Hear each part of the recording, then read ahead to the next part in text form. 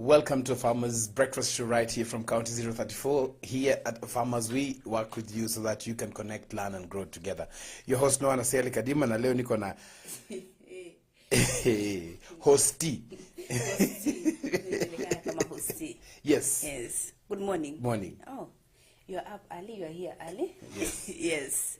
It's a good morning today. Tupatie jina. My name is Oranijua, the young farmer. Nancy Kemunto. Yes. Welcome.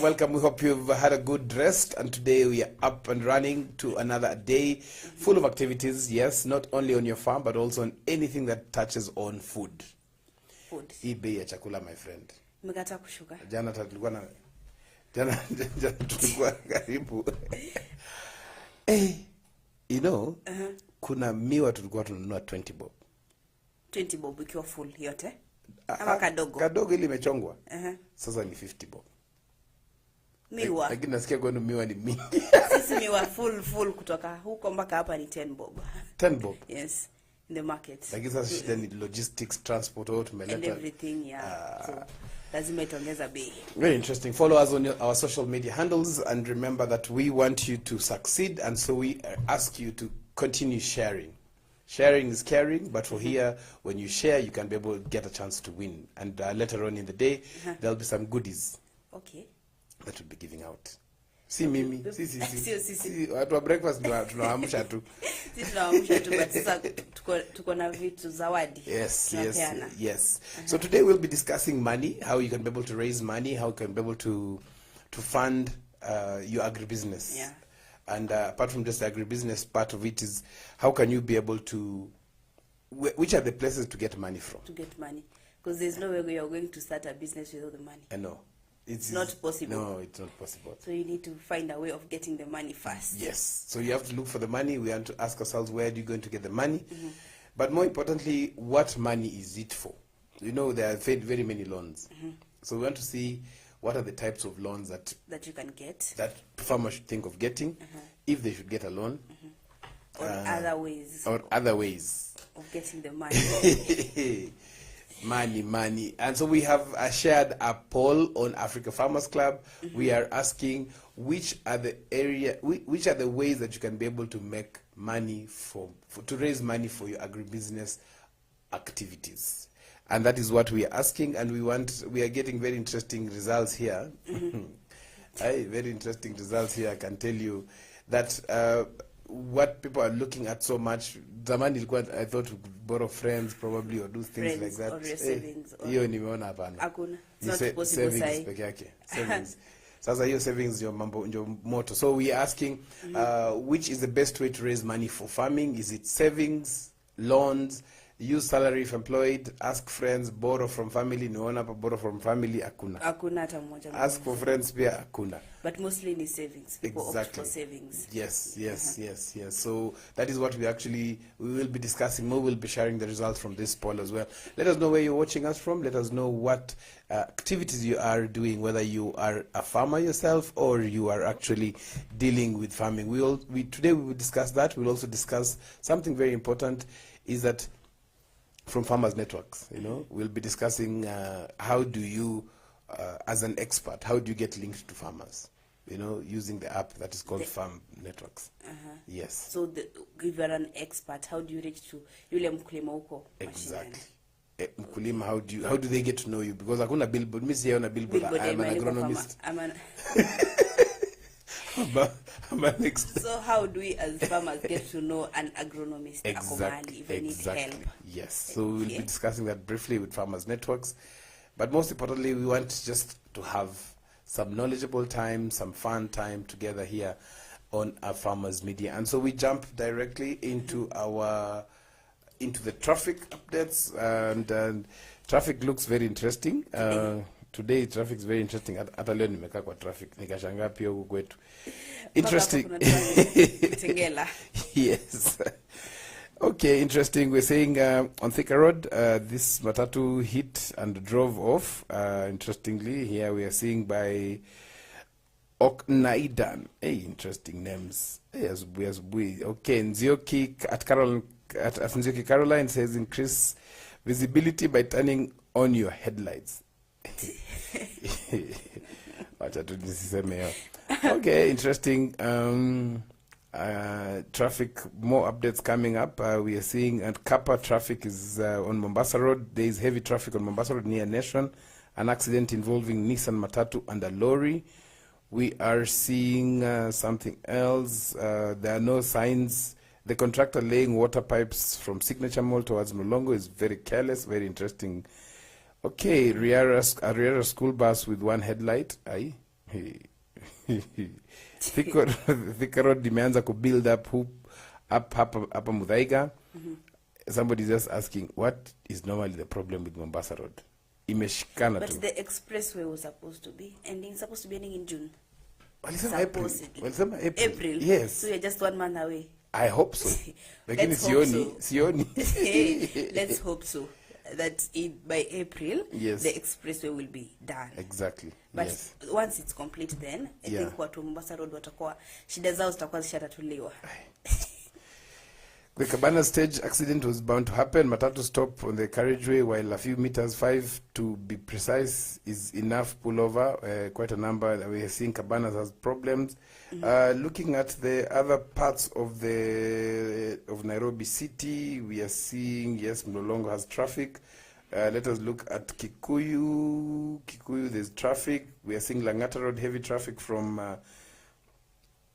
KWS. We are seeing Jogoro traffic all the way to Hamza. From Hamza, if you look at Muranga Road is Muranga Road, ni kama kawaida Muranga Road too. From Muthaiga all the way to town. We're seeing Kiambu Road from DCI there. Traffic is building, is heavy traffic. Globe roundabout kama kawaida yake, inashikana inbound as you come into town. Thika Road from Utalii House, they are coming down. Yes, from Westlands as well, there's traffic, heavy traffic around Serena area. There's traffic, but generally traffic all over. Ngong Road kawaida yake, but we hope in the next few minutes it will ease up. Ngong Road, we are seeing it's all the way from all the way from Lenana going down into town. So that is the traffic update that we have brought to you, courtesy of Mathri Route. Mercy. Yes. But you know the thing with traffic, you find that at some point at around 8:39, Yes. Nahungaisha is. It's less because now people here have already arrived at work, so there's no pressure because with work you have to be work at 8. So everyone is rushing to be at work. Unajua wale watu ambao wanafanya hii kazi ingine ile si ya kwenda kwa ofisi 8 ndio wengi. Kuna siku nilijidanganya nikasema I have a meeting at 9:30. So let me leave at 8 because there's no traffic.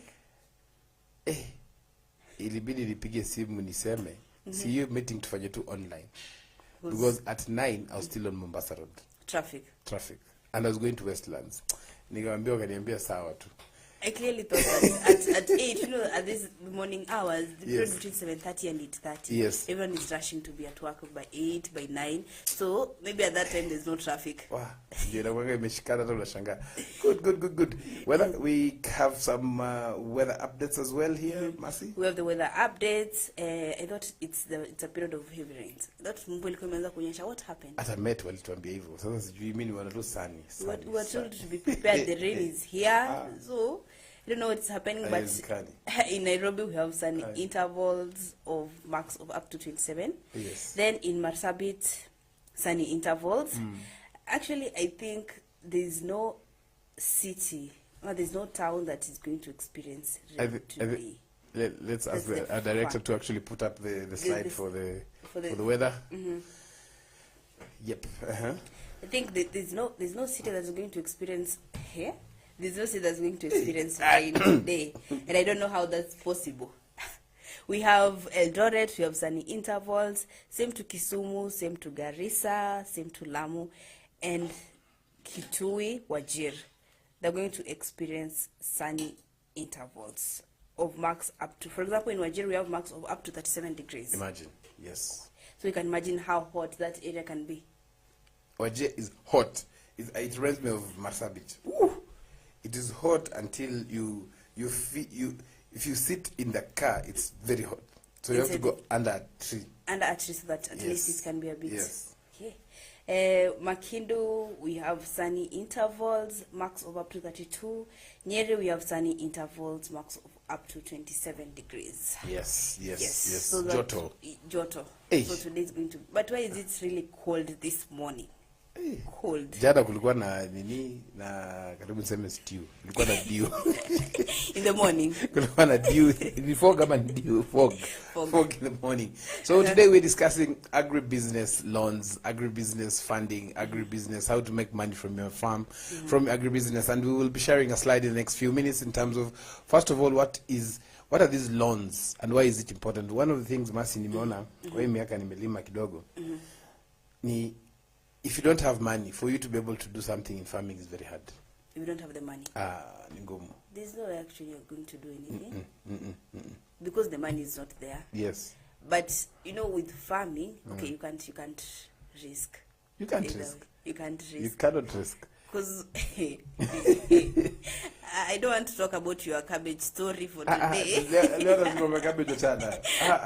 So, but I learned you can't risk in farming. No, yeah. You can't. You know, the thing about farming is that when you risk, there are aspects of it that you neglect. Okay, not really neglect, but there are some aspects of the farm that will suffer because you cannot avoid watering. Yeah. You cannot avoid spraying. You cannot miss buying fertilizer. So you have to look for other options of survival. And you see that those other options of survival in kizungumkuti. Okay. Now we want to see these other forms of survival. Exactly. Yes. So we'll get to understand first of all what is agribusiness. We have interesting that we will be talking about a maize flour. Hata akileo ndaongelesha unajua tuzi watu western ugali. Yes, so yes. So what are these agribusiness loans that farmers require? Is something that we'll be discussing in the next few minutes. What are these types of agribusiness loans? You know, that a farmer can get. Exactly. Farmers do so many things, so many activities that are out there. And for this, we want to see what aspects of the farm should be funded. Because not all aspects should be funded. For example, salaries should not be funded. Because at least salaries should generate the farm. Exactly. Yeah. Initial steps, probably when you're starting to farm, labda you enjoy inahitajika. And then the next thing that you can want probably to fund is probably expansion. Expanding the farm. To expand your farm. Yes, probably you want to improve, probably moving from furrow irrigation to drip irrigation. So let's see. Let us know from your end what are the types of funding opportunities that you would require to see. We'll be talking about KCIC, who have been funding, who have two types. Mercy will be touching about the agribiz. I will be touching about the green biz. So do we see what are the requirements? How can you be able to apply for these loans? And also other financial institutions that are dedicated to farming. Ile kitu nauliza, I've never understood. Okay, now I understand. But I never used to understand why when you take, everybody's eating. Kila mtu anakula chakula. Lakini ukienda kwa bank, hawezi patia mkulima loan. Kwa nini? What do you think? But you know, you have to have with bank. You can't tell me to trust you. You tell me you have 10 acres of maize that you're going to harvest so that you pay me my money. What if one day just cows decide to eat that maize?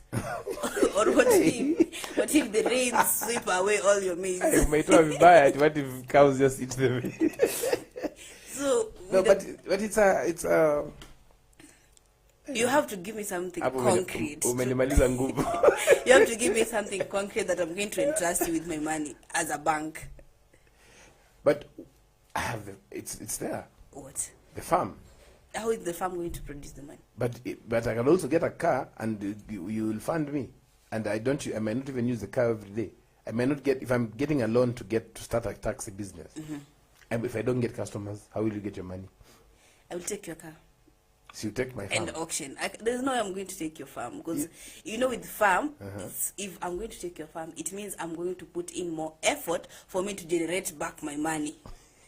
But with that car, I'm just going to auction it. It's easy. So, just take your car and go and auction it. So what do you think farmers can be able to do to be able to be marketable to loan to financial organizations? How farmers, to make farmers to be attractive too. Eligible. Yes, eligible, but also attractive. Like, because I see everybody, all organizations are funding. Yeah? Yes, but for alafu, you know the thing with farmers, they don't save. Interesting. Farmers don't save. So saving is anti-farming. Farmers are anti-saving.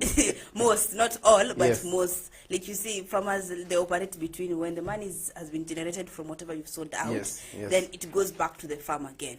And whatever that remains, it's going to be used for your own use. So uko like, pesa kidogo nimepata kweli nitaweza kusave. No. So you forget about the saving part. But if you're going to entrust the bank with your money, Yes. so they're going to entrust you with their money either way. Hapo umetulima lakini tutakubali.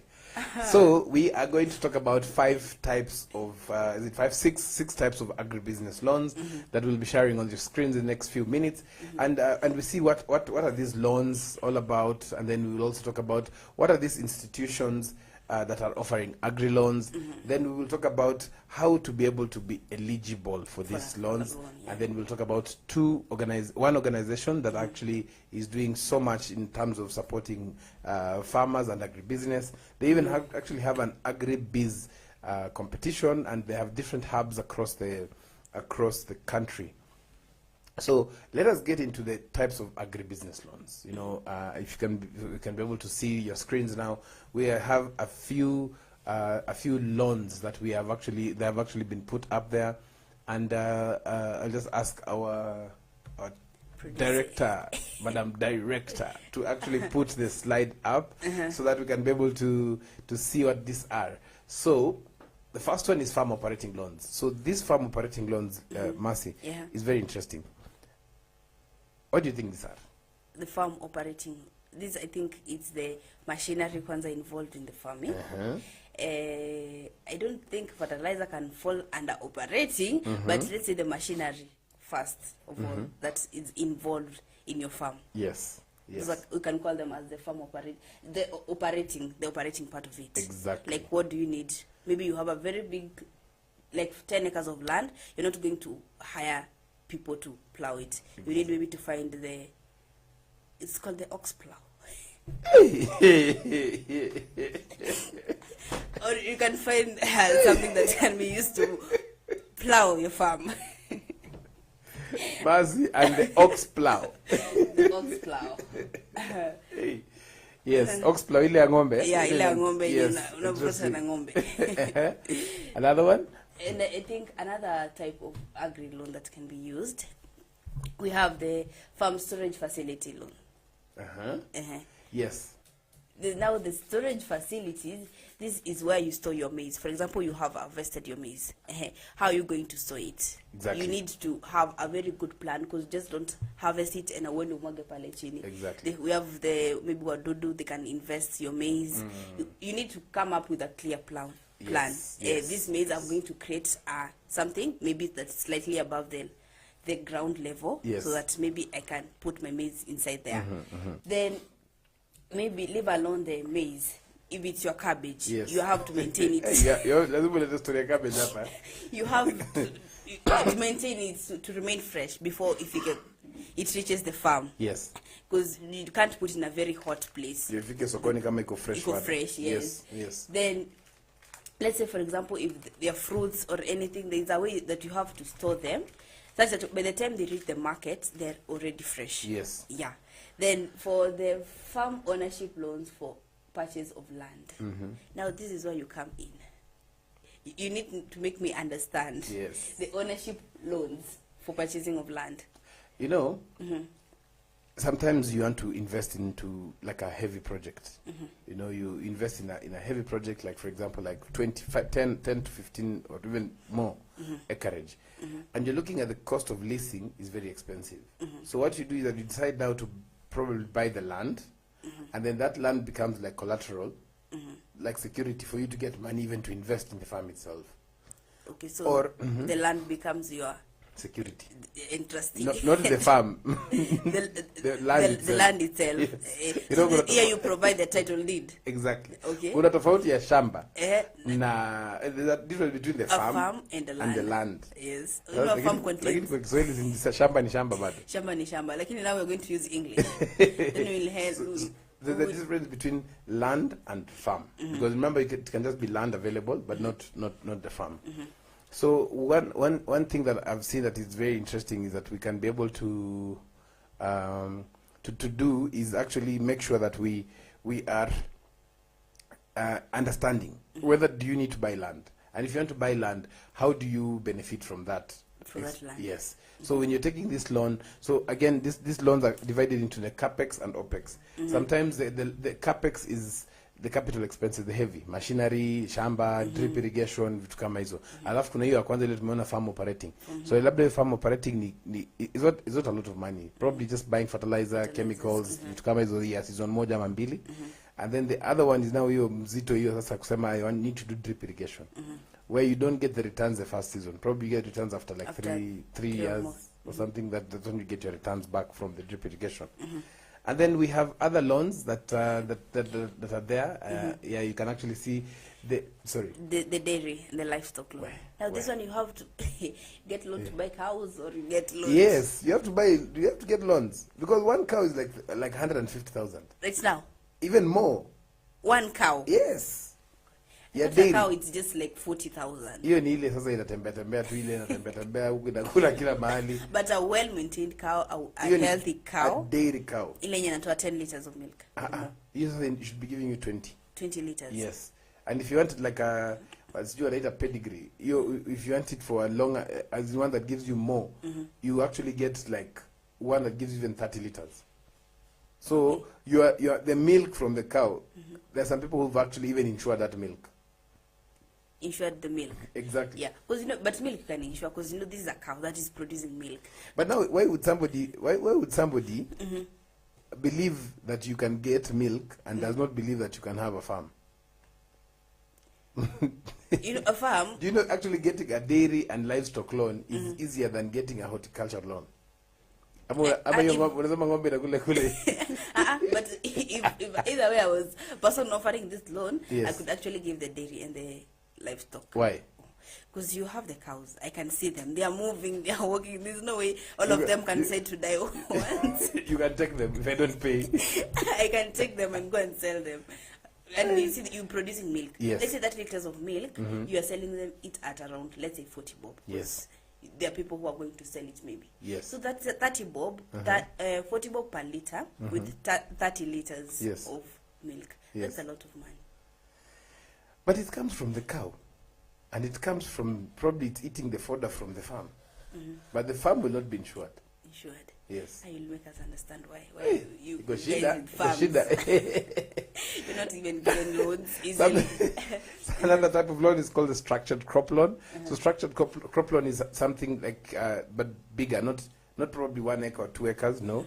It's something slightly bigger, and when you talk about slightly bigger, it means that when you're doing things like wheat, if you're doing maize, like large scale, when you're doing things like pyrethrum, coffee, tea, yes, those ones now you get more structured crop loan, because they know that you will harvest at a certain period. This is you have an assured, exactly. You also have an assured buyer, who can be able to do that. And so they sell actually like this maize, and if you are a large scale farmer, they sell. Yes, exactly. Compared to this the next loan that we're going to discuss. Lakini naona kama nataka kutulima. Hata nimeacha kuingia sasa. The other one is horticulture loan. Very interesting. Horticulture loan is now where things like unasikia kama greenhouse loan, you're actually funded to do a greenhouse. Set up a greenhouse. Yes, exactly. And then setting up the greenhouse, you're also funded to do probably a crop for a season. These are normally smaller loans. Yes, small loans. Yes. For this, like not, let's say, like for example, you're planting beetroots. Yes. Like not beetroots. Any kama unaweza pala loan ya beetroot. Hapana. Labda kitunguu. Labda kitunguu. Kitungu you can give given loans. Beetroots unaweza kata hapo kwa kitchen garden. So basically this one is loans that actually make sense to the bank. Okay. Sasa unajua ukipelekea bank manager mwambie I have beetroots. Anaweza shangaa na yeye aseme are you very serious? Then we have the farm development loan. Yeah, so the farm development is very important. This is now the capital expense. One of the answers I was explaining. At the beetroot loan. I got a loan to plant beetroots. You ended up taking up a loan to pay for that loan. Huyo bank manager hata anaanza kufutwa kazi. Because I think what is normally funded is normally high value crops. You know, so that's the thing that we. But beetroot, it's very rare to find beetroot. Because the demand is very low. Kula beetroots mwisho. I can't remember. Yes, no sasa. Sasa bank manager ajaiona hata labda beetroot. Hata bibi kuna beetroot kwa nyumba that time. Yes, so we're discussing about agribusiness and how you can be able to get the loans. We've seen some of the agri loans that that you as a farmer can be able to take. We will talk about more in detail in terms of how you can be able to structure and package yourself so that you prepare yourself. I always say, Mercy, prepare to receive. So you have to prepare to receive. Preparing to receive in this instance is, do you keep your records right? Which kind of records do you keep? How do you, umesema farmers are anti-saving? Do you save? Do you bank? When you sell, do you bank that money? Are you paid through a structured payment process? Ama ni cash? Wewe unaangalia cash. Hata wakulima ndio wanamalizanga noti. Na kwa chafu. Lakini hakuna pesa chafu. Yes. So tell us where you're watching us from. Remember, this is a Farmers Media and a Farmers Breakfast show right here from County 034. And we are discussing how to get money for your farming activities, how to raise capital or funding for your own activities. Remember to give us feedback on AFarmers Media on Facebook, at AFarmers_media on Twitter, and at AFarmers with Z _ on Instagram. So let us know exactly where you're watching us from, what are you doing. If you have ever borrowed a loan, minshaomba loan ya nini. Sitaki kuongea story. Hiyo si story ya leo. You have to be our testimonial today. Nishaichukua loan ya nini? Hapana. It was not what I thought it would be. Yes, and we have shared a poll, and we're also sharing it right now on our Africa Farmers Club, and we're asking how can you be able to get money for your farming activities, and we are seeing a very interesting activity. We will be sampling some of the pointers that are actually coming out. Using savings comes out powerful. Sasa kama una savings, if you're a young person, then you go for loans. If I'm a young person, una savings. I don't have savings. Then it's going to be tough. Moto. So we'll see what organizations are doing, what the government is also doing, and where you can be able to go and get these loans from when we come back from the break.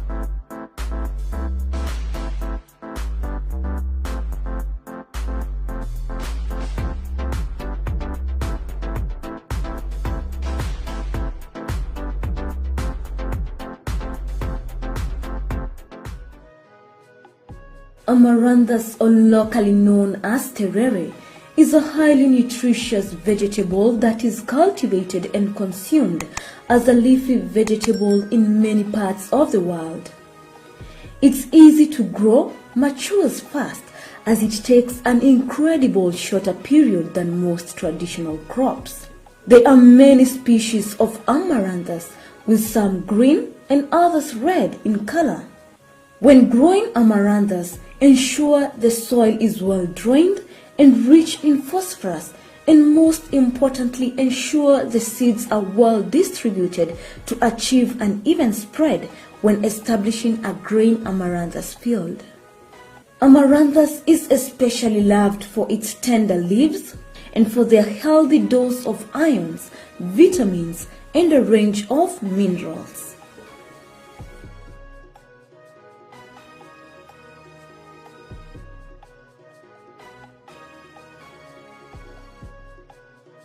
Mahindi yamekuwa chakula kikuu katika sehemu nyingi za ulimwengu na jumla ya uzalishaji wa mahindi kuliko ile ya ngano au mchele. Mbali na kuwa mahindi ni chakula, pia hutumiwa kutengeneza ethanoli, chakula cha wanyama na bidhaa zingine. Kunayo mahindi ya gume, mahindi ya ganda, yani popcorn, mahindi ya unga na mahindi matamu. Mahindi yanalimwa sana kote ulimwenguni na kiwango kikubwa cha mahindi hutolewa kila mwaka kuliko nafaka nyingine yoyote. Shamba la mahindi linaweza kutayarishwa kwa kutumia njia za kawaida au za kilimo cha uhifadhi. Kilimo cha kuhifadhi ni pamoja na kunyunyizia dawa za kuulia wadudu zilizopendekezwa na wataalamu wa kilimo. Unaweza kutumia trekta au njia ya mikono kufanya kilimo cha mahindi. Ni muhimu kuandaa ardhi mapema ya kutosha kuruhusu magugu kukauka na kuoza kabla ya kupanda.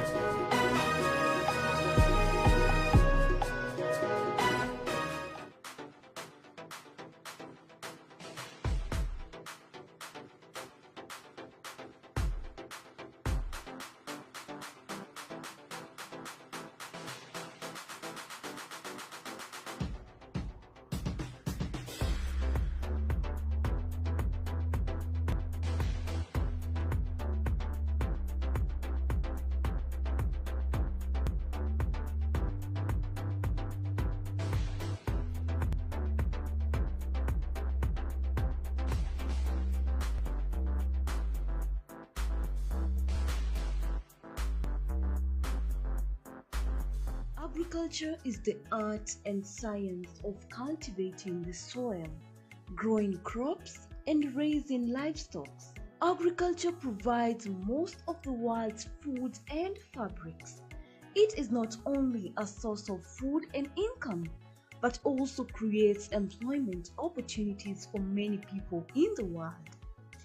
Over 1 billion people worldwide work in agriculture, generating 2.4 trillion for the global economy. The global impact of farming on the environment is revealed that 40% of the Earth's land is now given over to agriculture.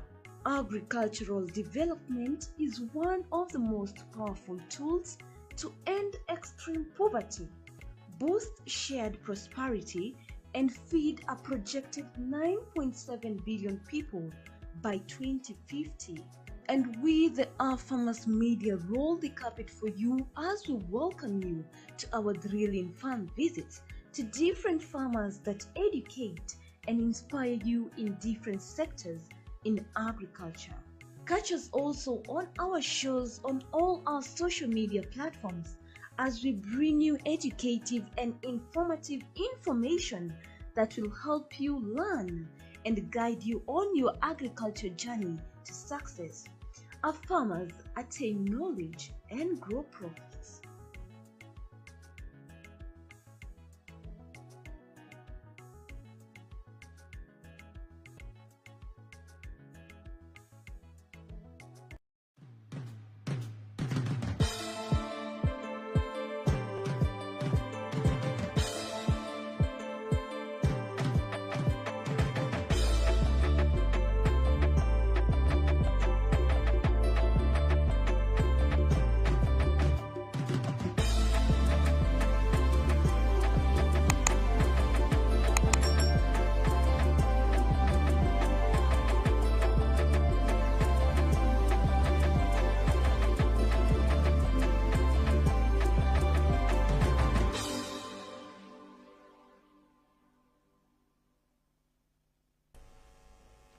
Welcome back to AFarmers Breakfast Show.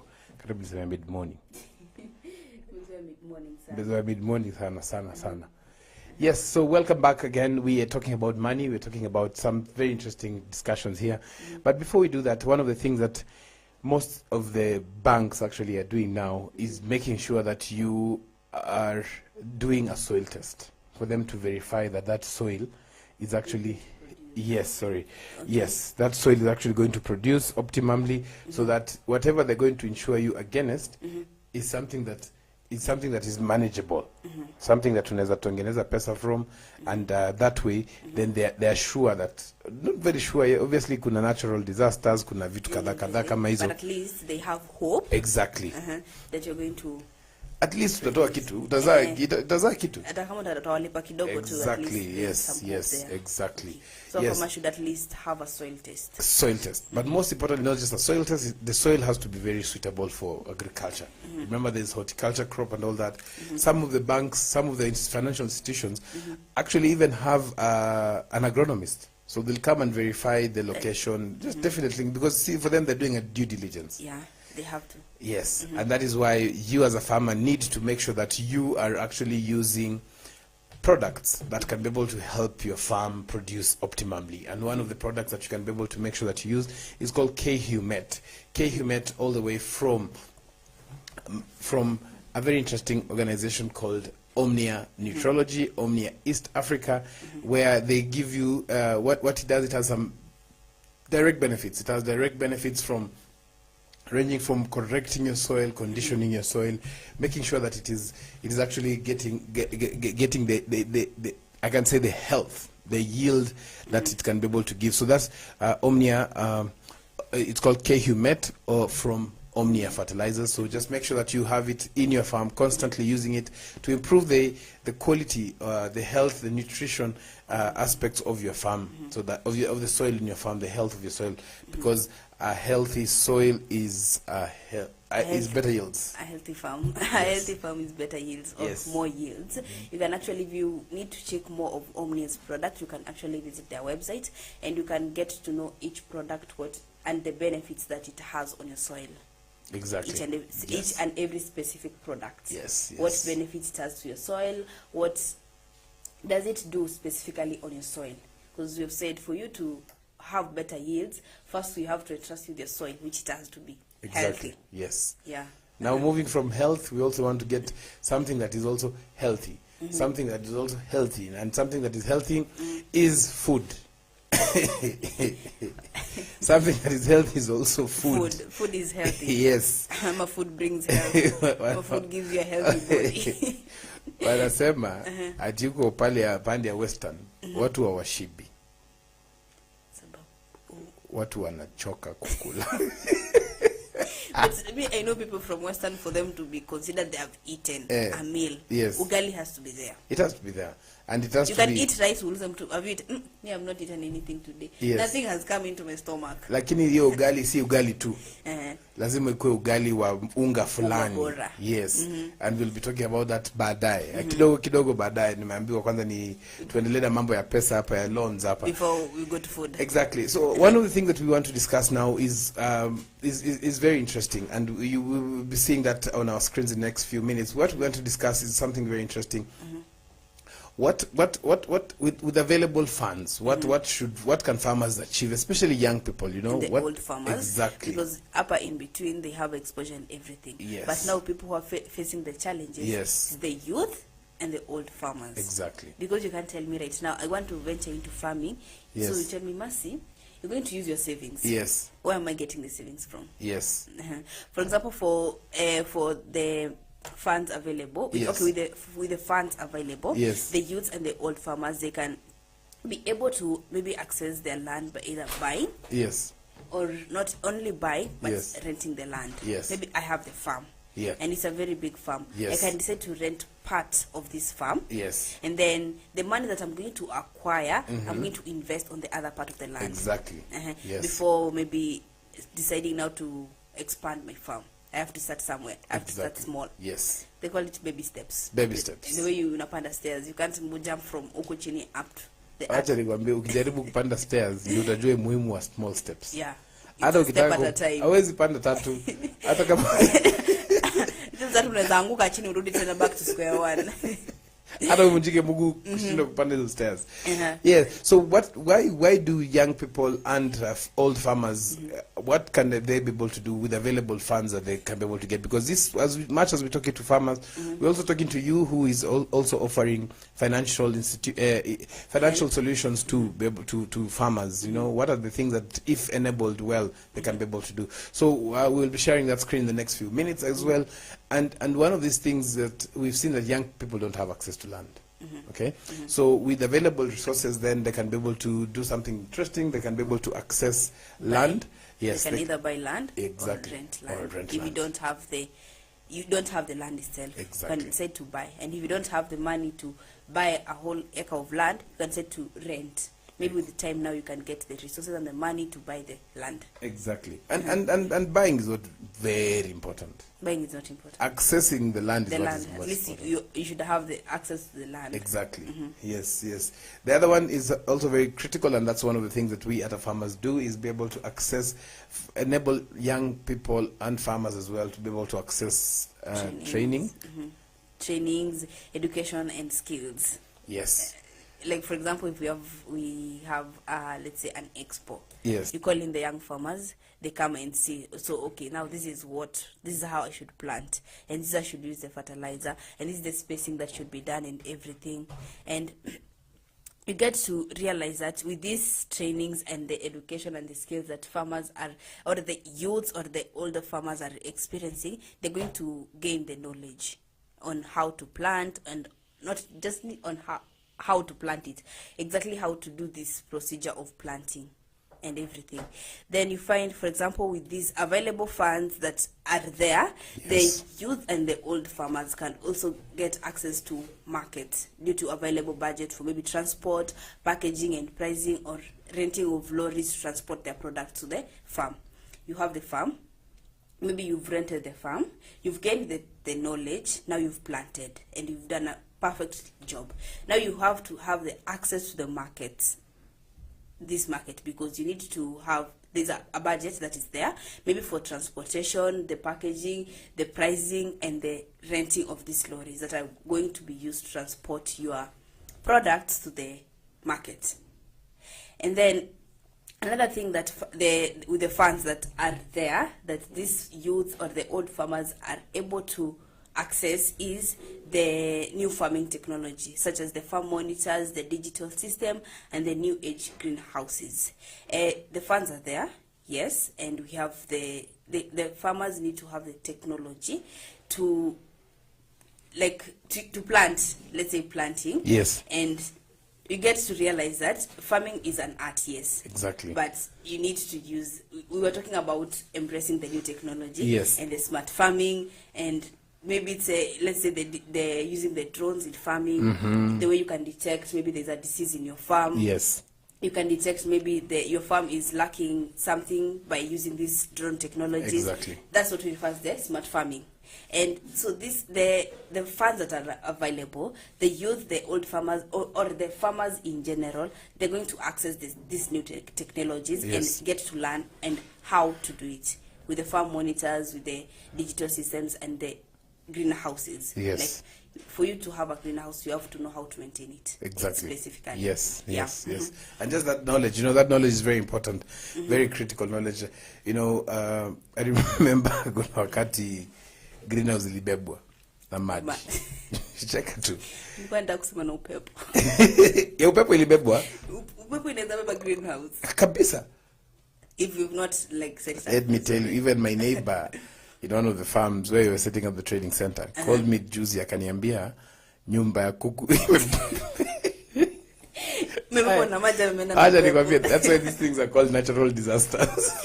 They're not foreseen. They're just natural. As in, you can't actually copy. sit and laugh because how does it even happen? That guy called me and told me, by the way, the farm manager called me and told me, I'm trying to get my boss. I was like, why? Are you getting What's very important, that you have to call me. can't wait till- Ati nyumba imebebwa na upepo. Nyumba ya kuku imebebwa na upepo. So I'm like, what do you mean imebebwa na upepo? Yes. And so I told him, do you have a WhatsApp? Yes. Just call. So he sent me a photo. And seriously, yeah. You have a picture, like you get anatuma picture. Anatuma. The farm has been, yes. like the house yes. has been carried by wind. Yeah, there's a time I was told that the greenhouses, zangu zimebeba. I lost around 6 greenhouses because of wind. So those are some of the things that you also the natural disasters. Exactly. And so, those are some of the things that you need to when installing such kind of technologies. Yes. Such kind of things in your farm. Mimi na greenhouse niliwachana nazo. Apart from the ones that are very in a place where wind is not blowing. Siwezi weka greenhouse tena. Labda shed net. No, but you know the greenhouse, whatever the material that has been made of. Ama it's the lazima yende chini. How do you even set up a greenhouse? Don't put a greenhouse in a windy area. In a place where you there's no sit, escape route at you're going to set up vizuri. One day that wind will come. It's like building a house near a river. One day that river will flood and it will carry your house. So that's interesting. That's just some of the ways that we are seeing very interestingly, like farmers can be able. We need these loans. We need this financial assistance. And it's not something that farmers are not saying that. We're not saying that farmers are just lazy. No, it's because it requires capital injection. We need to put money in for you to get such exactly. Kind of Ndio ianze kuzaa. And hiyo kuzaa is a process. It's a process. It takes time. It's not a one night thing. Hey. Just have to be patient because it's a process pole. Exactly. Maybe kesho unapata maybe zimekuwa infested na pesticides. You need to find a solution. Yes, but you see now that's the thing that I always mention to financial institutions and tell them the option that you can be able to make sure that this is working well is make sure that the farmers that you're giving the access to these loans are also trained. Their farm workers are also trained, so that your money is safe. You are giving out a loan, unless now you're looking at let me give these loans in case they don't pay. We will take their shamba. We will take this. Umesema shamba ichukuliwangi, watachukua ng'ombe ama mbuzi ama German Shepherd. As you just said, it's a process. So you're telling me the bank is going to wait and wait for maybe they start again investing in your farm. Ngumu sana. It's hard. Very hard. Yes.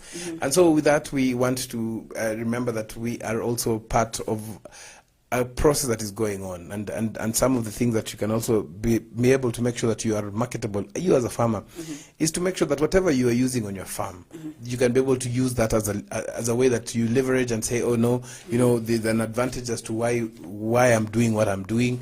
My produce is more marketable because of a few things, and one of the things that you can be able to make sure that your produce is marketable is by making sure that you observe the required required good agricultural practices. And these agricultural practices are very interesting. And we have been doing a campaign. We are still doing the campaign. And the campaign is basically safe use of pesticides. So that ukifika, where is it called? Now what was I saying? Ukifika sokoni, when you reach the market, you can your product to sell. Yes, and it's premium because you can tell people, I don't spray a lot. And you have records to show that we don't spray a lot. Yeah, very interesting. So I'm not saying that it has to be organic, no, but you can be able to quantify and say, I know the correct amount. Exactly.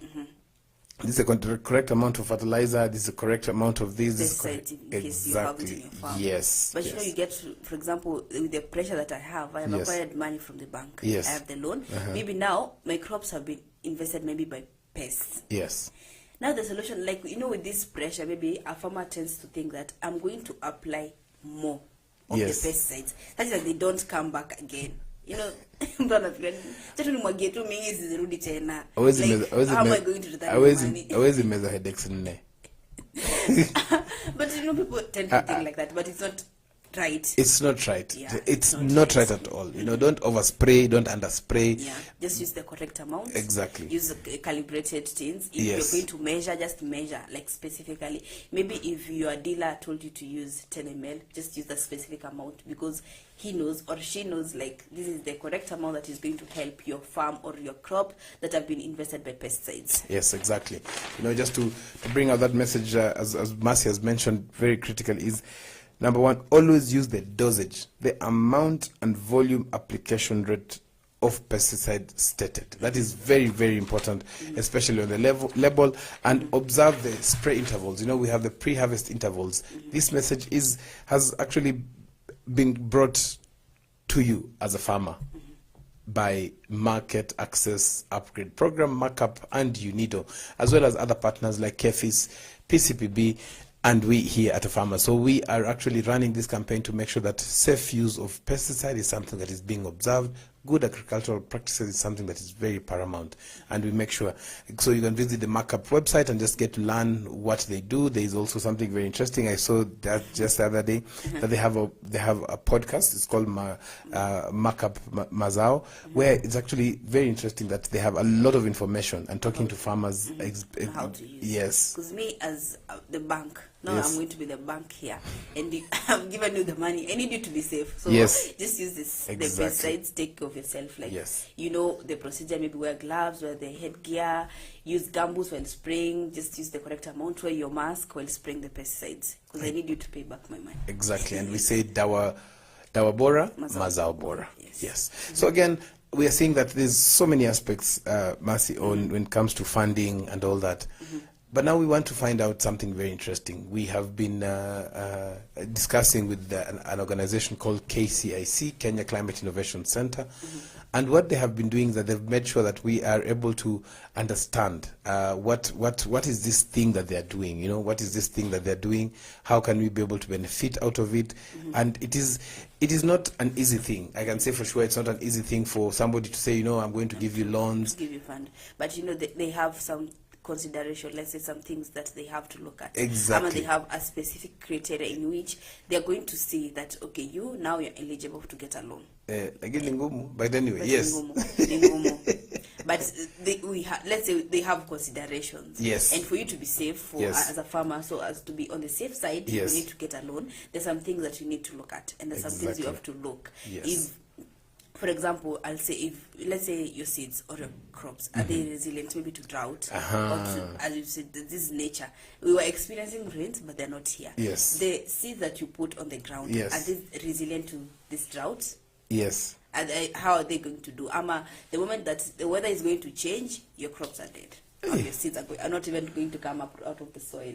Anajita mkulima.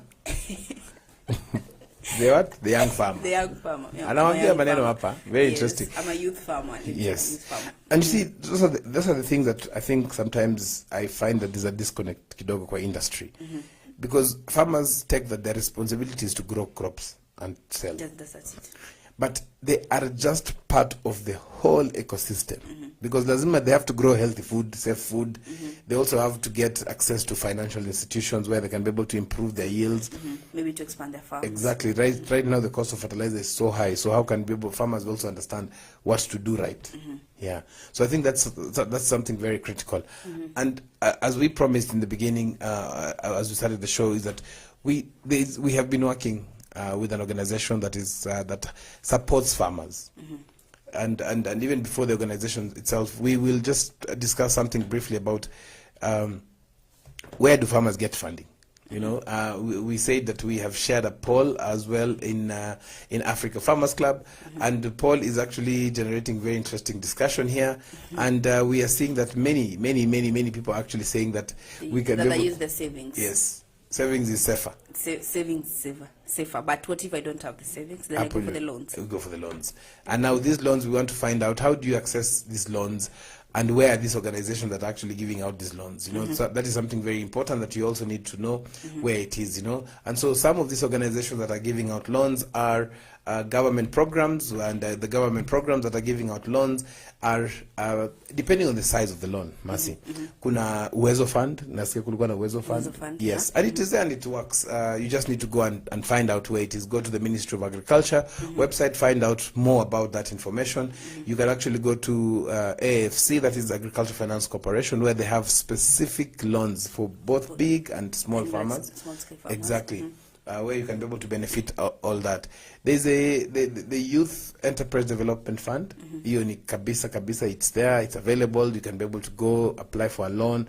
It is straightforward. Nobody should tell you leta kichai kidogo hapana. Yes. Just go, but you need you need to be eligible. Exactly. So you need to find out whether you're eligible or not. We also have other institutions. We have the banks. Lakini kama unaweza avoid, let me whisper. If you can avoid borrowing a loan from a bank to farm, please Much do. better. I'm not saying don't go and get a loan. But no. if you have other options, afadhali. Just go for option B. If that was option A, go for option B. Scrap it. It should be another option, just when you don't have hope. My like friend, when all your needs are lost, all your ways, hakuna any other way. Shamba itauzwa. Hey, they can come auction your farm plus your house. You know, for them, they're in business. They're seeing zeros and ones. They're not being emotional. Or, you know, I grew crops, ngombe, Mercy amesema So ngombe please itakula. niunie. Hakuna kitu kama hiyo. No. Yeah, so that's the beginning. But what we want to urge farmers is just agriculture sector is very crucial. It is not a short term. You know, don't get a loan for a very short term. You know. You know, I went for it's called financial literacy. In fact, we'll bring that lady here from Equity Bank, and she was saying that there's a very critical part of the whole money part that farmers don't understand. Because I asked her, why is it that banks give less than probably 5% of their loan portfolio to agriculture? And she's like, number one, you'll never control how a farmer sells. True. Because that's auza. Then next thing, bankability. Farmers don't bank the money. Ati hata haweki kwa M-Pesa. Ati they receive cash. And just move to up around. Unauza mboga, unanunua fertilizer. So that the financial institution does not play an important role in between there. So that is something that is very interesting. So keep your records again very well. We'll talk about that in a few minutes, and we also want to invite you to a testing. We have something that we'll be testing on Saturday. We'll be sharing the details. We'll be testing how to use Farmers Network. Farmers Network. Yes, the application. Exactly. It's an app. So if they can attend. Yes. And here at the farmers. Here, up. 034. If you can attend. Yes. We have our number that's just running down the screen there. Yes. 0700293031. If you need more info on how you're going to reach here or just more info on what is going to happen specifically on Saturday, you can call that number 0700293031, and you can get help, and you're going to learn a lot. That one we can promise you that. We can learn and win. Yeah, we actually going to learn and win. Kutakuwa na zawadi hapa. Yes. Wanasema zawadi kem. Wananiambia Diana nifundishe hiyo. Purpose to attend. Yes, so we want to get into now who is this person that for sure can support you as a farmer that we have seen. We have seen them supporting quite a number. You know, I have a friend of mine called Andrew Goto. And Andrew Goto is the one who is in charge of the Machakos hub for KCIC. And he's very interested, and especially him as well as organization, to be able to support farmers. Yeah. And so KCAC is Kenya Climate Innovation Center. What they sometimes people say that they need to say who they are.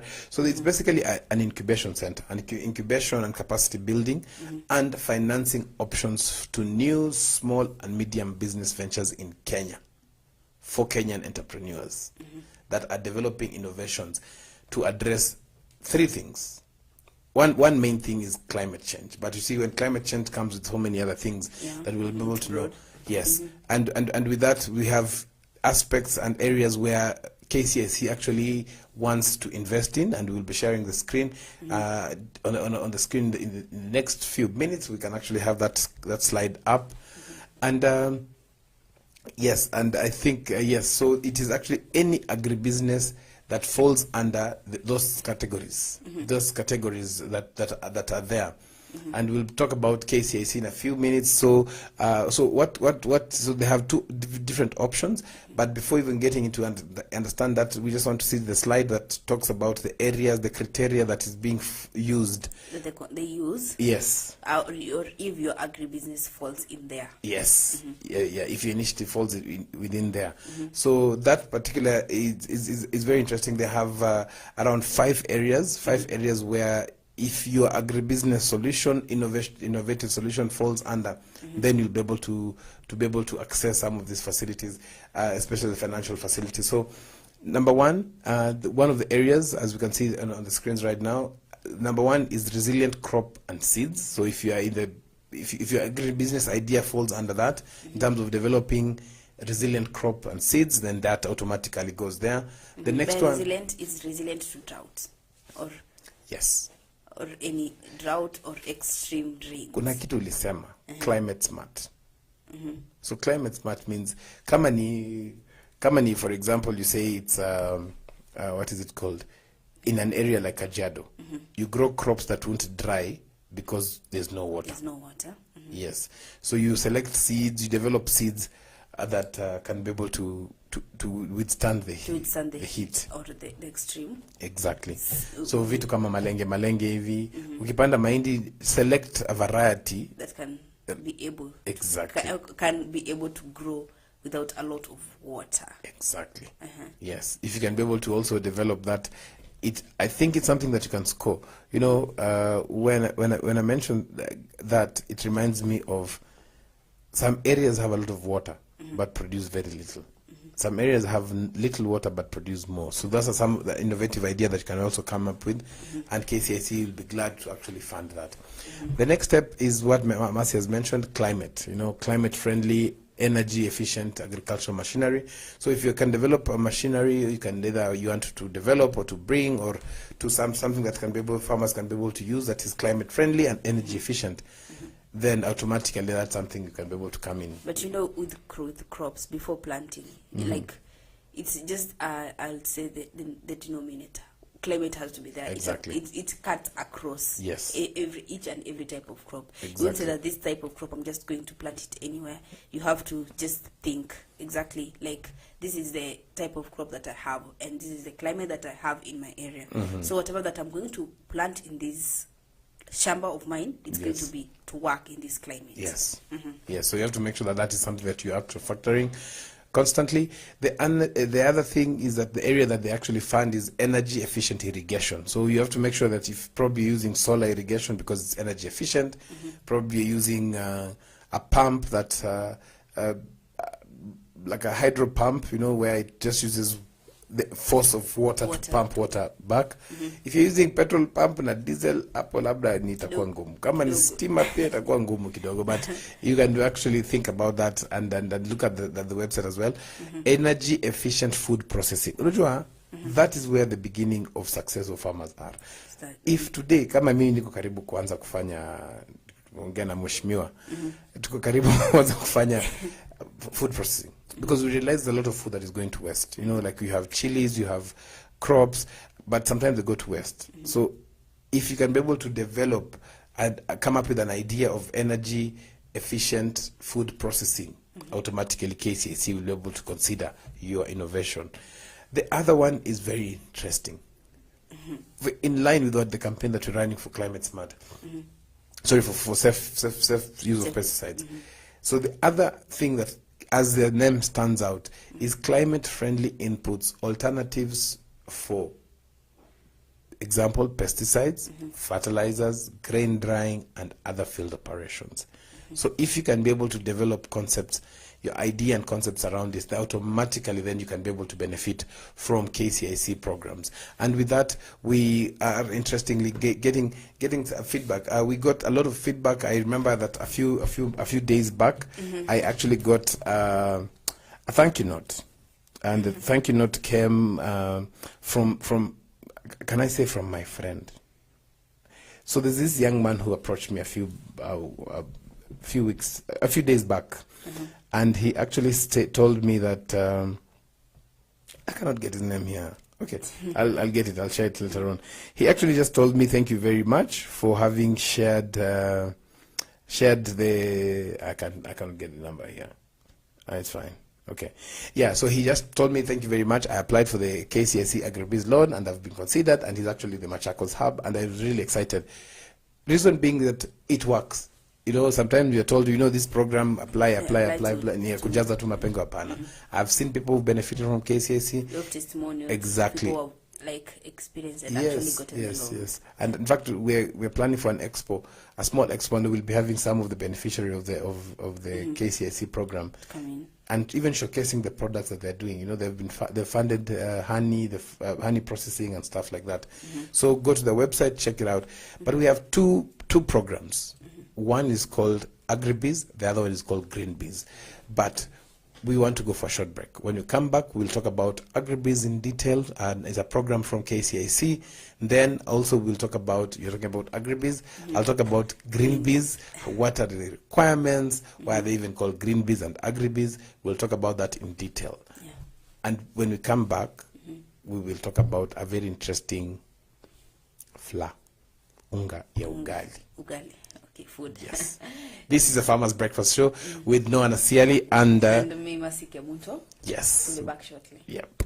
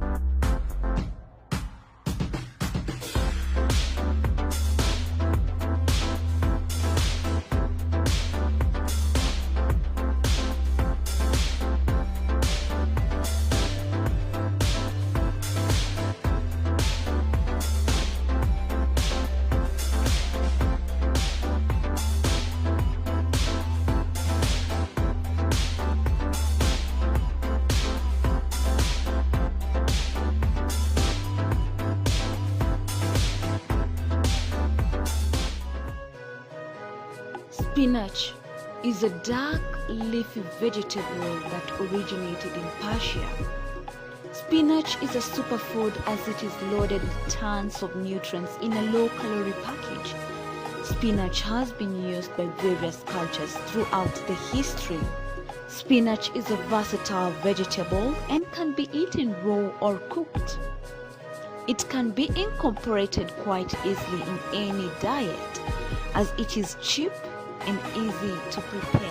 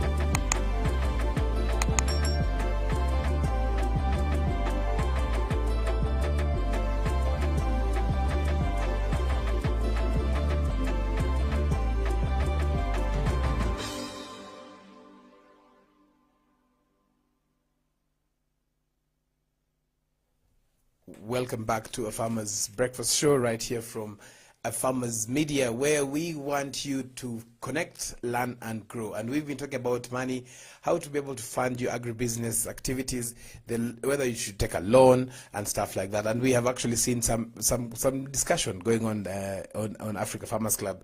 And most of you are saying that the best way of actually doing and getting to be able to get money for your farm activities, you to savings zako, yani ujipange. And why are people not voting for friends and families? Hata nimeanza kushangaa bana. I actually thought that would be a way to raise funds. Just ask for a few friends, ama labda relatives. Labda watanunua hiyo mboga, utasema si tuko na shares. Actually, or maybe, but I was told for your, probably for your business to succeed, whatever business it is, just keep your relatives and your friends out of it. Hata sitaki kwenda hiyo maneno. I don't even go that. So that's why maybe people are not voting. Yes.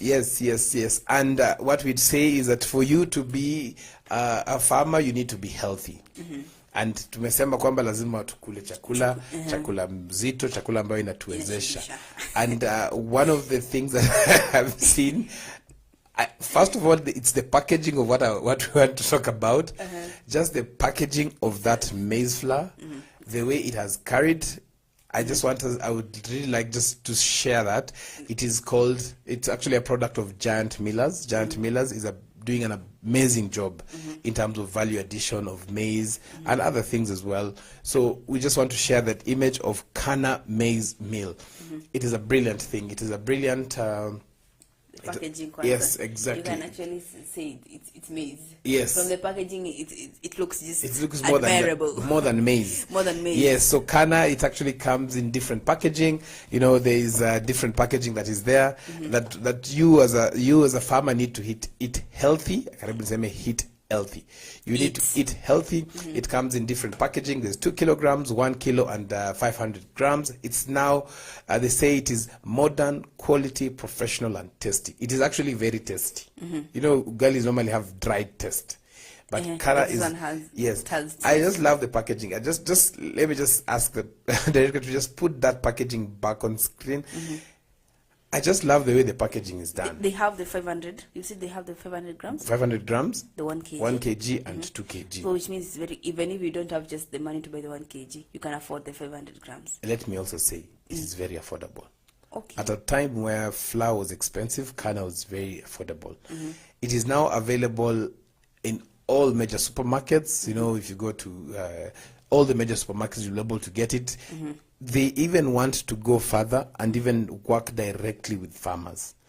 And it's something that excites me when I hear such a statement. Yeah, because you maize, have to exactly reach to the ground. If they're then willing to reach to the ground to the farmers, yes. Why are you not as a farmer buy this Kana? No, it's a very nutritious maize meal. Wacha niseme vizuri, kuna unga na kuna Kana. Okay, so tofauti. Kuna unga maisha. Yes. Kuna unga na kuna Kana. Jaribu Kana. Yes. So this is something that is interesting as we continue discussing how best we can be able to even reduce price of food and stuff like that. Let us work with those who are also working with us. Those if they're willing to work with the farmers, then, yes. Let's work with them. Exactly. Instead of your maize rotting maybe in your store. Yes, or somebody buying at a throwaway price. So we'll just selling just because news that kama andapata tu ya fertilizer peke yake. Exactly. Yes. It's not right. So yes. Kana is willing to work with the farmers, take a ground and just getting.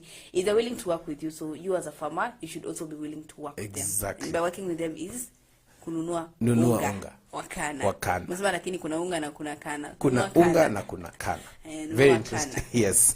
So we want to jump into the two particular products or programs that Kenya Climate Innovation Center actually do. One is called AgriBiz, which Mercy here is going to talk about, and then the other one will be GreenBiz. Mercy, take it away. AgriBiz is an empowerment program. It targets the rural and the pre-urbans. That's the youth and the women who are underemployed, and they are very much willing to venture into agriculture. Yes. So the AgriBiz provides a financial, because finance is a resource. So they provide the finances and the know-how on how to for you to sustain your business.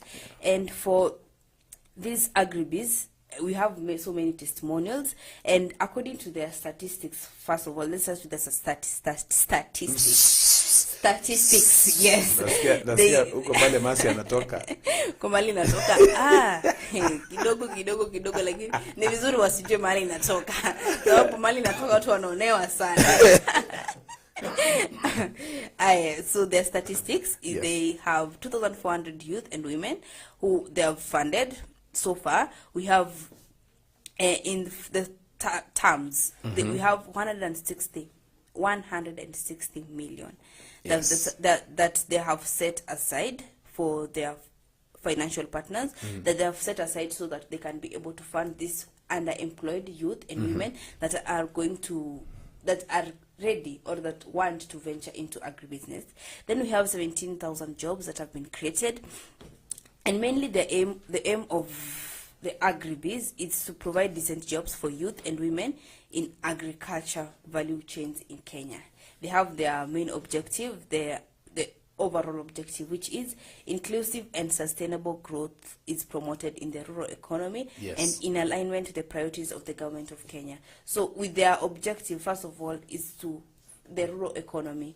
As we were just talking the other day here, saying that the living standards of farmers is not so much pleasing. The living standards of farmers is not so pleasing because they work, this chain that they are formed here, the money that they get, maybe food, irudi kwa fertilizer, tena irudi kwa shamba, just the chain. That's the chain. Therefore, they don't That's the saying.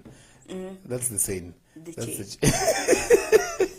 That's the chain that the farmers are working with. Just money. Mkulima anakuza mboga, anakula nusu ya hiyo mboga, anauza nusu, anapeleka nusu inaribika kwa njia, anapeleka kwa soko, anauza hiyo pesa, hiyo pesa ananua, analipa school fees, analipa baji, analipa mshahara, anafanya hivyo. Hiyo ingine ananua fertilizer tena anarudisha tena kwa shamba. Hata mkulima anangara. Hakuna pali tunapata. But anyway, but we're growing it into that, and we're seeing so many here. Yes. Then we have their objective, which is sustainable job opportunities for youth and women are created in agricultural value chains. Exactly. Yes. Brilliant. As you can see, this is a beautiful. It's a one. I've seen people benefiting out of this. I have heard directly. We had a discussion with KCIC, and the time back last year, we actually had a chat. And they're discussing about KCAC, how to be able to do that, and how to make sure that farmers are actually getting out of this, and it's very interesting now that these things are coming out. They're available. A long time probably to be like, you have to visit offices, but these things are available. Go to the KCIC website. Their website, you just find out more. You'll see the success stories of different young farmers, different women who have ventured into agriculture, and actually they're doing great out here. Yes. And then the findings are available. Just make sure, as we said, we will do a recap at the end of the show in terms of the specific areas that we see that you as a farmer can be able to benefit, especially the ideas that you have. So now the other product is called GreenBiz. GreenBiz is heavy. It is good. It has its process. Again, all houses have their own rules. So since all houses have their own rules, the same here. As we put up the logo, just for people to see what GreenBiz is all about. Basically, there's a form that is there that you'll have to fill if you go to the website. First of all, you have to go to the website application portal. That is even makes it easier. You don't have to go and print all these forms and deliver and take there. Just go to the portal, fill it there. You must indicate which program that you are actually applying for. Exactly. So if it's the incubation program or the accelerator program, so both of them are available with GreenBiz. Then the other part of it is once you've submitted, just remember, once you've submitted, you cannot alter that. Okay. And then send it there. So make sure that when you're applying, also make sure you're very keen. You're very keen, exactly. Because you can't alter. Don't lie. Don't lie. Just say what it is. Say how it is. Say what you want. They're the best. They are very friendly. They won't auction you.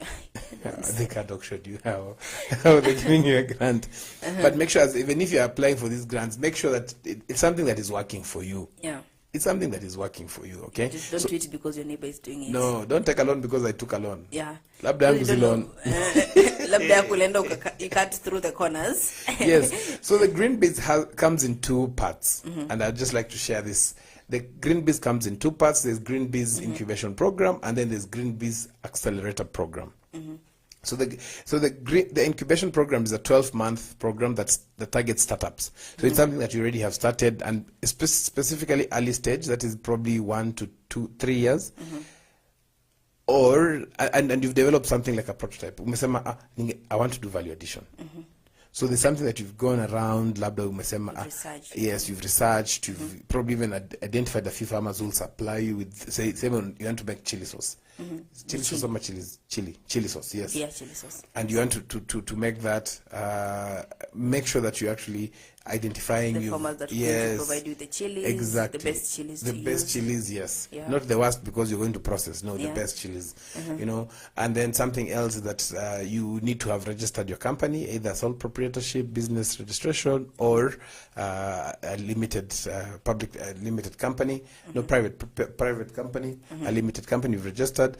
Then probably you are within, so KCIC, something that we forgot to mention is that it has some thematic areas. So go to the website, check out which are these thematic areas, because that's the only area that the areas that they'll support you. It's quite huge, because Machakos also covers Kajiado, so and then Nairobi is covered by Kiambu, you know. So make sure that you're within these areas. Make sure you also have an innovative product. Nobody wants to fund just an idea. Just even if it's an idea, make sure that look realistic. Yes, ni kitu hata wewe mwenyewe unaweza fanya. Yes, even you can buy. Don't overthink. Yes. Just do a realistic thing that hata ukiangalia from afar, you can buy it from yourself. Exactly. Look from this other side. If I'm the one buying it, can I go to this person and buy this product? And if you say no, then that's something very interesting. Sometimes we sell products that we can't buy, and then we expect our friends to buy from us. They can't. Then you say you have fake friends. And then you say we have fake friends. That was the Yes, so that is the first program. That is the Green Biz Incubation Program. Then the other one is the Green Biz Accelerator Program, which is a 9-month. So the innovation, so the incubation program is 12 months. The accelerator program is 9 months, and basically what it helps you is setting the clients on a rapid business growth. So it's something that they want to help you accelerate. Kukimbia. Yeah. So it also prepares you as a farmer, you as an investor. Remember, you as a farmer, you are also the investor. Exactly. You're not just farming. You're not just farming. You are investing in your business. So so the accelerator program helps you. They help you be able to get to be investor ready. So if somebody else wants to come and pump in money to your business, that is what the accelerator program does. And it comes with business coaching. It comes with some money aspect of it. It comes with a lot of support from KCIC as well. What this needs is accelerator program is something that you need to have a product that you're selling. So it needs to be something that you already started selling. Probably it is value addition. Then you also need to have staff. You cannot get you should never join an accelerator program. You don't have staff, because staff are the ones who help you and scale. You cannot do everything on your own, as much as even if you want it. You want to do it. Exactly. So the eligibility is very simple. It's a process that you actually go through. You need to have business compliance, and business compliance is basically things to do with either it's a registered company or sole proprietorship. And if you do that, make sure that you at least it should have been done. Don't go and do it today and expect to. No, you should at least have it for 3 months. You should have done it before. Yes, at least 3 months utakuwa umefanya. Make sure that you do that as well. Then something else is that make sure that you are within 5 aspects that they actually look at. Number 1, agribusiness, renewable energy, water management, commercial forestry. So make sure that you are within those 5 areas. So if you're in agribusiness, automatically you're qualified. Exactly. So that is one of the things that I keep on asking farmers, that why are farmers not registering their farms as a business? Because now when the funding comes, some funding will not come to you as an individual. It come to you as a business, as an organization. Yes. So you can pick it up and say it. Remember, don't fear taxes. Sometimes those taxes zinajenga nchi, lakini kama Kenya inajenga nchi. Kwa Sasa mwananchi ama So when you're in agribusiness and you're applying for the green biz from KCIC, what you should be looking at are 5 areas, as I've mentioned again. You need to promote heat and drought tolerant resistant crops and seeds. You should be able to be thinking about sustainable climate resilient farming methods. So don't go there and say, we need to do farming that requires a lot of water, because that automatically that becomes a problem. So maji haipatikani. Maji ni ngumu. Kama mali uko maji haipatikani. Yes. So inakuwa shida. You need to put in tena some more effort sana to, so you can either way choose to have a crop that is resilient to drought. Yes. Hapo automatically be funded. Another thing is also efficient irrigation. Tafuta solution that can create sufficient what is it called, irrigation method that you can be able to use. Yes. Then we have climate friendly inputs. Yes. Not forget. Mkulima hapa ananikumbusha hapa. Yes. Yes, so climate, always think about climate. Anything that you build that let me give you a secret, anything that you're building now, make sure it's climate smart friendly. Climate smart friendly will be able to benefit a lot. So when you talk about agribusiness, that's where you are actually coming. The eligibility is there. The application selection is very simple. Just apply, send it out there. It will be screened for eligibility. Yes, it takes some time, but make sure that you actually do it. They have they say that they have a very interesting scoring method, which is 1 to 42. Okay. So they score applications based on that. It takes some time. This kind of funding, this kind of grants, opportunities are not reaction based. It's not like probably you go and you want mobile money and you want to borrow a loan. It comes immediately. Or they decline immediately. No. It takes time. Exactly. But either way, it doesn't hurt to try, because you can try and you end up getting a fund that is going to boost very or help important. Your farm or your business. So let's call it a business, because you have to register it. Yes. It's not your own personal possession. Now it's a business. Yes. Yeah. And then make sure that you also are between 18 years and 35. Sisi mimi nimechujua. I'm out. I'm in. So 18 to 35. If you are a lady, even if you are 60 years, you can still apply for KCIC programs. Okay. That's the beauty about it. Yes. So either a youth, if you are a gentleman, if you are a man, between 18 and 35, but more towards 18 to 34, because you can be 35 tomorrow and you're applying for it today. So when they look at it, they say, you are Mepita. So try and do it earlier. If you can do it as groups, it's also good. It's actually much better. And then the criteria for the scoring is basically there. How scalable is your idea, your agribusiness idea? And how realistic. Exactly. It has to have climate impact. Is it helping to create jobs? What happens? Is it innovative enough? Entrepreneurial commitment. You as a person, are you committed? You cannot go and get a loan for your farm activities and you're in your farm once a week. Nobody will trust you, because it means out of 30 days you're only there for 4 days. So who takes care of the risks? When you're not there. Who makes those decisions? So again, your dedication and commitment is very, very, very, very important. Yes. And then something that you should also make sure that you understand is that this is something that is they conduct a due diligence, and so you have to make sure that you as a farmer is saying the truth. Kila kitu hapo. And those 2 programs, I can tell you for sure, having seen beneficiaries, having talked to KCIC, they have actually brought it out very clearly that this is something that they're doing, and they're supporting farmers between 18 and 35 years old, especially as men. For ladies, hata kama umezeeka. Sorry, si umezeeka, hata kama miaka imepita. If you just past 35, even 50 years, yes. So long as your idea is meeting the criteria, automatically you will be funded as well. Yes, Mercy, last words. Ndio Masai inayoyoma kabisa. I just want to, we have a proverb, but before the proverb, then we had posted a poll on the Africa Farmers Club asking which is the best way to raise money for farming. Yes. And here were the results. Yes. So option, and we had use savings. You can apply for a loan, use salary if employed, ask friends, and borrow from friends. And I can say most around 75% of the people say that you use savings. Yeah. Then the other percent, a slightly smaller percentage, say that you use loans, and the other percentage say that you can use salary if employed. But remember, don't put money where you cannot see it. Yeah. And where you cannot manage it. It is very crucial that whatever you're investing it, make sure it is working for you. If it's not working for you, there's a big problem. Yeah. And it happens in business when you set up, but there are a few areas, work in progress, a lot of work in progress. Just make sure that you are every day, you know, when you talk about entrepreneurial commitment, it is you yourself, as your how committed are you? Yeah. If people are to see your commitment to the cause that you want to do, can they see it? Because unajua kuna vitu hawezi ficha. Kuna, like commitment yako kwa biashara hawezi ficha.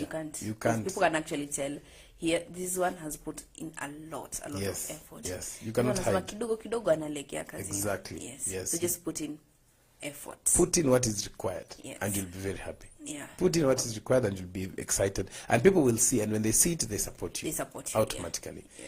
Yes.